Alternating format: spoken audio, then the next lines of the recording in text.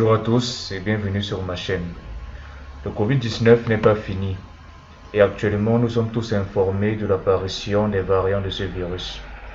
Plusieurs s'interrogent sur comment ces variants vont se comporter et d'autres sont plutôt inquiets de la dangerosité de ces variants. Dans cette vidéo, je vous dirai c'est quoi un variant, je vous donnerai les différents types de variants du Covid-19 qu'il y a et nous allons voir tous ensemble si ces variants sont réellement dangereux.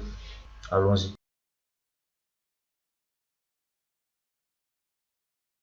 Quand un virus entre dans l'organisme, il se replique, c'est-à-dire qu'il forme de nouvelles unités de ce même virus.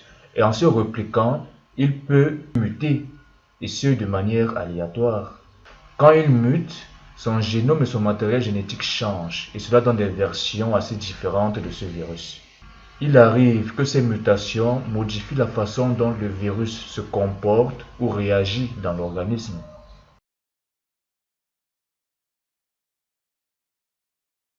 Depuis la connaissance du Covid-19 jusqu'à nos jours, plusieurs variants ont été identifiés, mais 3 sont particulièrement étudiés parce qu'ils causent beaucoup plus d'impact. Il s'agit bien évidemment du variant anglais, du variant sud-africain et du variant brésilien. Le variant anglais a été détecté en octobre 2020 au Royaume-Uni et les mutations de son génome ont eu un impact sur la protéine spicule. Mais c'est quoi la protéine spicule en fait?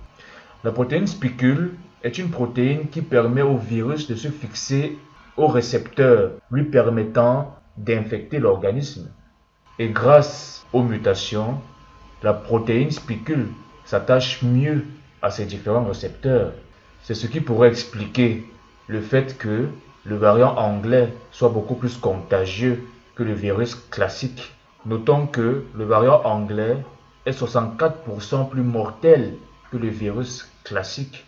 Le variant sud-africain, lui, se caractérise par le fait qu'il soit beaucoup plus contagieux que le virus classique sans pour autant être plus mortel. Il a été découvert dès août 2020 et ses mutations affectent également la fameuse protéine spicule. Au 26 mars 2021, la part de contamination en France du variant brésilien est de 6%. Et de plus, il y aurait 2 variants brésiliens nommés P1 et P2. Le variant brésilien inquiète car il est non seulement hautement contagieux, mais il semble, d'après les premiers résultats, échapper à une immunité conférée par une précédente infection. C'est-à-dire qu'une personne ayant été infectée peut encore être infectée par ce variant. Il semble également que ce variant touche une population plus jeune qu'à l'accoutumée.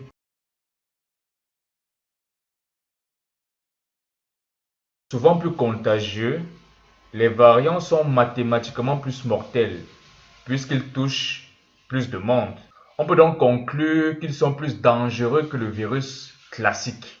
Mais nous nous posons toujours la question à savoir si les vaccins sont moins efficaces face aux variants. Nous apporterons des éléments de réponse dans nos prochaines éditions.